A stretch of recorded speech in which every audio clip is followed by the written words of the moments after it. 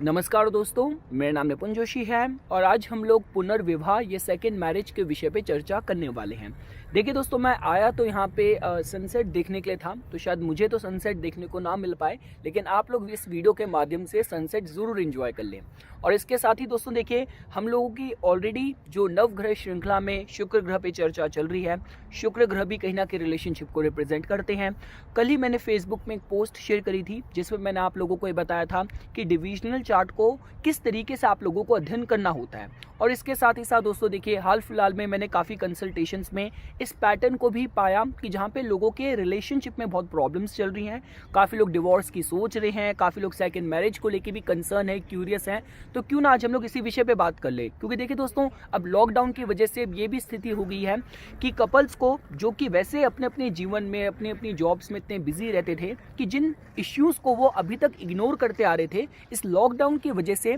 वही इश्यूज़ अब सतह पे आ रहे हैं और लोगों को एक दूसरे के साथ उन इश्यूज़ को डील करना पड़ रहा है, काउंटर करना पड़ रहा है। तो जिसकी वजह से देखिए दोस्तों, अब हम लोग पहले एक एक करके समझना शुरू करते हैं। किसी भी तरीके से अगर आपको रिलेशनशिप के प्रॉस्पेक्ट समझने हो, मैरिज वैवाहिक जीवन के प्रॉस्पेक्ट समझने हो किसी भी जातक की कुंडली में, तो सबसे पहले हम लोग देखते हैं 7th हाउस को। 7th हाउस कहीं ना कहीं दोस्तों आप लोगों के जीवन साथी के बारे में बताता है। जैसे कुंडली में हर एक भाव किसी ना किसी लाइफ के आपके एस्पेक्ट को रिप्रेजेंट करता है, तो उसी तरीके से 7th हाउस आपके लाइफ पार्टनर को रिप्रेजेंट करता है। इसके बाद दोस्तों देखिए, आपके वैवाहिक जीवन की जो इंटेग्रिटी है, जो बॉन्ड है, जो कमिटमेंट है, उसके लिए कहीं ना कहीं हम लोग दोस्तों कुंडली के नवम भाव पे जोर देते हैं। देखिए, शायद यही कारण है कि जब हम लोग मैरिज से रिलेटेड जो वर्गा चार्ट भी होता है, उसके हम लोग नवमांश को D9 चार्ट को देखते हैं। हम लोग दोस्तों सप्तामशा चार्ट को क्यों नहीं देखते? तो कहने का मतलब ये है कि आप मैरिज में कितने कमिटमेंट के साथ रह सकते हैं, धार्मिक पथ पे आप रह सकते हैं, आपका जीवन साथी आपके जो जीवन का जो सोल पर्पस है उसको फुलफिल करने में आपको कितना सहयोग देने वाला है, नहीं देने वाला। तो जिसकी वजह से कहीं ना कहीं वैवाहिक जीवन के अच्छे वर्कआउट होने के लिए आपकी कुंडली में नवम भाव का भी मजबूत होना दोस्तों बहुत ज़रूरी है। तो ये तो दोस्तों हम लोगों ने समझा कि आपको जो लगन चार्ट से आपको वैवाहिक जीवन की जानकारी प्राप्त होती है। जो 7th हाउस है वो आपके जीवन साथी के लुक की बात की जाए, कैरेक्टर की बात की जाए, टाइमिंग ऑफ मैरिज की बात की जाए, उन सब की जानकारी देता है। और वैवाहिक जीवन की जो सस्टेनेबिलिटी है उसके लिए कहीं ना कहीं हम लोगों को सिर्फ भावों की बात करी जाए तो हमें नवम भाव पे भी जोर देना होता है। जो नेचुरल रिलेशनशिप के कारक का है दोस्तों, वो आपके शुक्र ग्रह हैं। और गृहस्थ जीवन में कितनी समृद्धि आपको मिलेगी उसके लिए फिर हमें बृहस्पति को भी जोड़ के देखना होता है।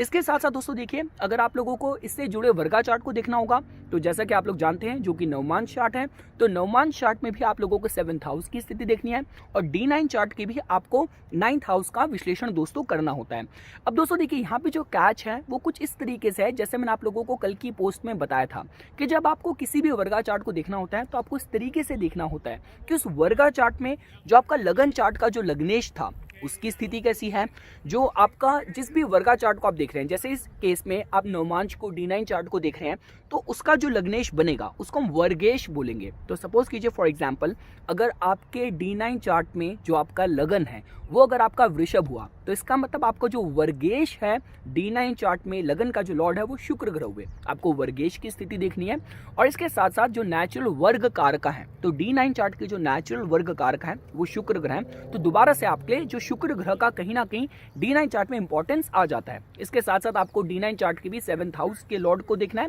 और 9th हाउस को देखना है। तो इससे आपको पता चलेगा कि रिलेशनशिप की सस्टेनेबिलिटी आपकी किस तरीके की रहने वाली है। अब दोस्तों देखिए, चूंकि आज का जो हमारा कंसर्न है वो सेकंड मैरिज के हिसाब से है, तो उसके लिए दोस्तों में कहीं ना कहीं देखिए, जो माना जनरली ये जाता है, जो जनरल जो पैटर्न प्रिंसिपल फॉलो करा जाता है वो कुछ इस तरीके से फॉलो करा जाता है कि देखिए, व्हाट कम्स आफ्टर। जैसे अगर आप 1st हाउस आपके साथ जोड़ के देखा जाता है, आपके बाद आपका जो सिबलिंग है, तो उसके हिसाब से छोटे भाई के हिसाब से हम लोग 3rd हाउस को देखते हैं। उसी तरीके से अगर आपको वाहन के हिसाब से भी देखना है, सेकंड व्हीकल के हिसाब से, सेकंड प्रॉपर्टी के हिसाब से, तो 4th हाउस अगर आपके वाहन को, आपकी प्रॉपर्टी को बताता है, तो सेकंड बिग प्रॉपर्टी के हिसाब से बात की जाए, ये मैं उन लोगों के लिए बात कर रहा हूँ जिनके लिए डेली अफेयर नहीं है। You are not that rich कि प्रॉपर्टीज लेना, प्रॉपर्टीज में इन्वेस्ट करना आपके लिए डेली रूटीन या मंथली ईयरली कुछ आपका एक लाइफ स्टाइल ही है। मैं उस तरीके के लोगों के लिए बात नहीं कर रहा। मैं देश काल पात्र लगाना होता है एक मिडिल क्लास फैमिली के लिए या एक अपर मिडिल क्लास फैमिली के लिए, जिनके घर लेना अपने में एक बड़ी बात होती है। उस हिसाब से देखा जाए तो 4th हाउस अगर आपके पहले मकान के बारे में बताता है,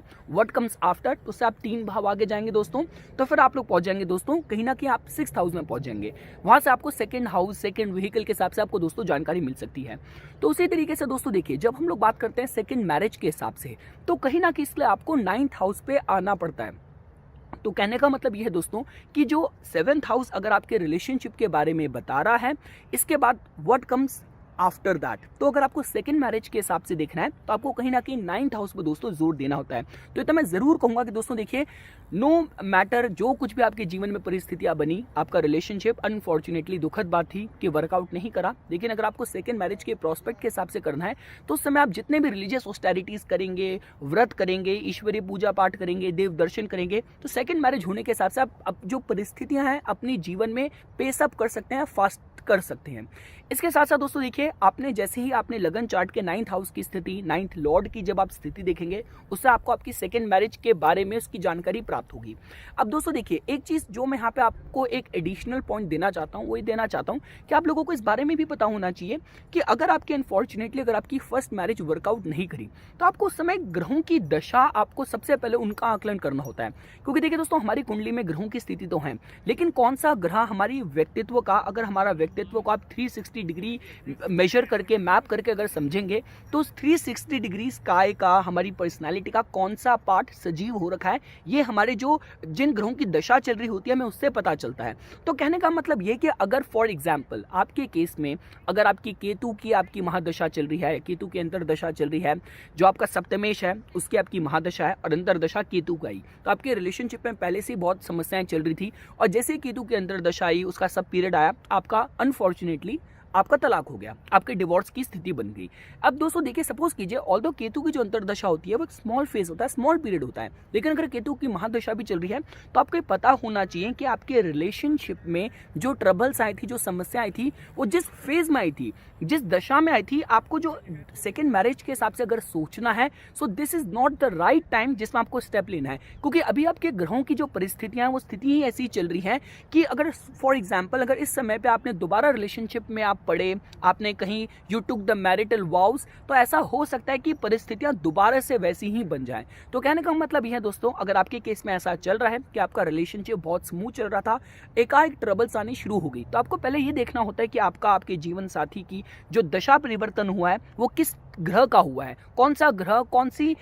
एनर्जी है जो एक्टिवेट हुई है, इन्वोक हुई है। और सपोज कीजिए अगर उस समय आपके अंदर इतना अवेयरनेस नहीं थी, एस्ट्रोलॉजी का इतना मार्गदर्शन नहीं था, क्योंकि एस्ट्रोलॉजी का भी जो मार्गदर्शन है दोस्तों कहीं ना कहीं मनोवैज्ञानिक मार्गदर्शन है। तो कहने का मतलब ये कि अगर आपको तब इतना मार्गदर्शन नहीं था, things did not work out, आपका डिवोर्स हो गया, उसके बाद अगर आप सेकंड मैरिज के हिसाब से भी देख रहे हैं, तो आपको लिए ये इंपॉर्टेंट है कि आपको पता होना चाहिए कि जिन ग्रहों की दशा ने वो परिस्थितियां क्रिएट करी थी, अब वो समय आपका, वो फेज आपका निकल गया है या नहीं निकला है, ये आपको लोगों को दोस्तों देखना, इस एंगल से आपके लिए असेसमेंट करना दोस्तों बहुत जरूरी है। और मैं दोबारा से कहूंगा दोस्तों, जो कोई भी लोग अगर सेकंड मैरिज के हिसाब से अगर प्रोस्पेक्टिव मैच को ढूंढ भी रहे होते हैं, तो आपकी कुंडली में दोस्तों कहीं ना कहीं जो नवमेश है उसकी स्थिति मजबूत होनी बहुत जरूरी है। नवमेश का मतलब ये हो गया कि वो कहीं ना कहीं दोस्तों आपकी मैरिटल रिलेशनशिप के बॉन्ड को भी रिप्रेजेंट करता है, और सेकंड मैरिज के केस में तो कहीं ना कहीं 9th हाउस के लॉर्ड से कहीं ना कहीं आपको सेकंड मैरिज के प्रोस्पेक्टिव पार्टनर की काफी जानकारी दोस्तों मिल सकती है। और 9th हाउस को अगर आपको मजबूत करना है तो सिर्फ एक ही तरीके से हो सकता है, ईश्वरीय भक्ति एंड रिलीजियस ऑस्टेरिटीज। तो ये कुछ बातें थी दोस्तों जो आज मैं सेकंड मैरिज के विषय में आप लोगों के सामने प्रस्तुत करना चाहता था। मैं एक मिनट थोड़ी सी स्नीक पीक ले लेता हूँ कि sunset, wow, now that's what I call a beautiful sunset. तो ठीक है दोस्तों, हम लोगों ने सनसेट भी एंजॉय कर लिया और इस इंटरेस्टिंग और इंट्रीगिंग टॉपिक पे भी अपनी चर्चा कर ली। तो इसी तरीके की वीडियोस की समय समय पे अपडेट प्राप्त करने के लिए कृपया करके मेरा यूट्यूब चैनल सब्सक्राइब कीजिए और मेरा फेसबुक पेज लाइक कीजिए। धन्यवाद।